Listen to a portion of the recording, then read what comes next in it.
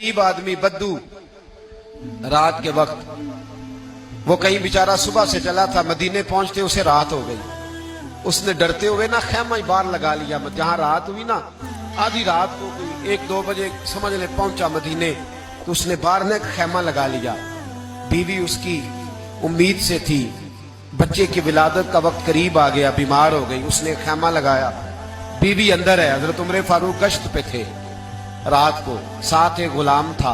हजरत उमर फारूक रज़ी अल्लाह ताला अन्हु कहने लगे वो आग जल रही है थोड़ी सी, पता करो कौन है। तो आपका गुलाम पता करने गया तो बद्दू ने डांट दिया, कहने लगे जाओ तुम्हें क्यों बताऊं।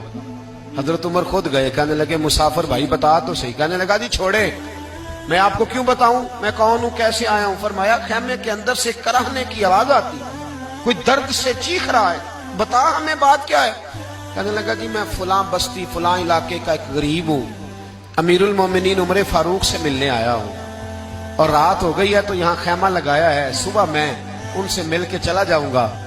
तो रात को तकलीफ देना पसंद नहीं किया, तो मेरी बीवी उम्मीद से थी, अब बच्चे की विलादत का वक्त करीब है, पास कोई नहीं। हजरत उमर कहने लगे तू ठहर, मैं अभी आया। चेहरे पे नकाब है, उसे बताया नहीं मैं ही अमीरुल मोमिनीन। उमर दौड़े गए, अपनी जौजा से कहने लगे अगर तुझे बहुत बड़ा अजर मिल रहा हो तो हासिल करेगी। क्या करूंगी। तो कहने लगे चल फिर मेरे साथ, बहुत बड़ा अजर है। एक दोस्त के यहाँ विलादत का वक्त है, जरूरत की चीजें साथ ले लो।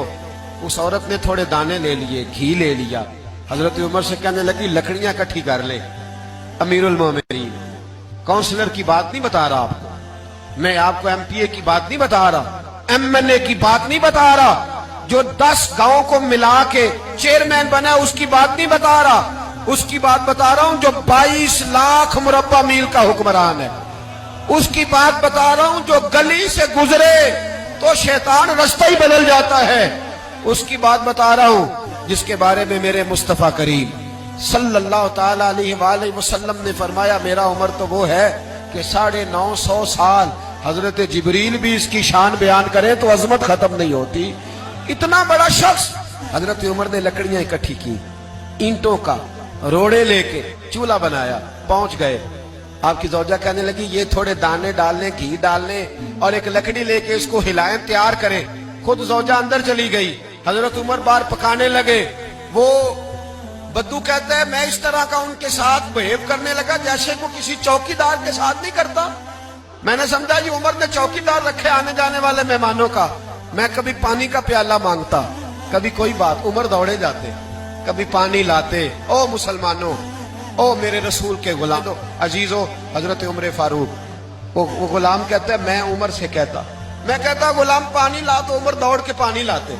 मैं कहता तुझे घी पकाना भी आता है, पहले भी कभी पकाया है? तो उमर फरमाते कोशिश तो कर रहा हूं। मैं कहता पहले भी कभी तेरी बीवी ने ये काम किया है? तो हजरत उमर कहने लगे मुझे याद नहीं, पूछ के बताऊंगा।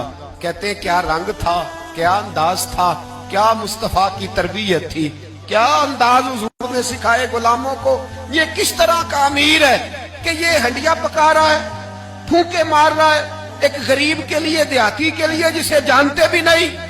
अंदर उस शख्स की बीवी के यहाँ बेटा पैदा हुआ तो हजरत उमर की बीवी अंदर से बोल के कहने लगी अमीरुल मोमिनीन मुबारक हो, आपके दोस्त के यहाँ बेटा पैदा हुआ है। जब कहा ना अमीरुल मोमिनीन मुबारक हो, तो वो शख्स कहता है मेरे हाथ कांपने लगे और मैं इस तरह दौड़ा कि मेरी पगड़ी गिर गई। मैं दौड़ा तो उमर ने बुलाया, कहा किधर जाते हो? कहने लगा आप अमीरुल मोमिनीन हैं, आप अमीरुल मोमिनीन, आप उमर हैं। कैसरो किसरा जिसके नाम से कांपे आप वो हैं, जिसे मुस्तफा ने दुआ मांग के अल्लाह से मांगा वो वाले उमर है आप, जिसके लिए अलीउल मुर्तजा फरमाते मैं रोज दुआ करता हूं वो वाले उमर है, जिसके बारे में अबू बकर सिद्दीक ने फरमाया था कि मैं अल्लाह से कहूंगा मौला जो तेरे महबूब की उम्मत के हक में सबसे बेहतर था मैं उसे खलीफा बना के, वो वाले उमर है। उमर अमीरुल मोमिनीन की बीवी वो तो खातून अव्वल होती है, वो तो मलका होती है, और तेरी बीवी दाई बनकर एक गरीब के बच्चे के पास बैठी रही विलादत के वक्त। उमर अमीरुल मोमिनीन होके तेरी दाढ़ी सारी धुएं से भर गई, तो ड्यूटी करता रहा। तो सैयदना उमर रो पड़े और उस बद्दू को सीने से लगा के कहने लगे तुझे पता नहीं तू कहां आया है, اس شہر کا پتہ ہے؟ اس نے کہا حضور کہاں ہے؟ فرمایا یہ میرے نبی کا مدینہ ہے، یہ مصطفیٰ کا مدینہ ہے، یہاں امیروں کا استقبال نہیں ہوتا، یہاں غریبوں کے استقبال ہوتے۔ یہاں حضور نے اس اسٹیٹ پہ میرے رسول پاک نے وہ والا رنگ دیا ہے کہ اب غریب سر اٹھا کے جینے لگے ہیں، اب مزدوروں کو عزتیں ملنے لگی ہیں، اب یتیموں نے سر اٹھا لیا ہے کہ ہمارے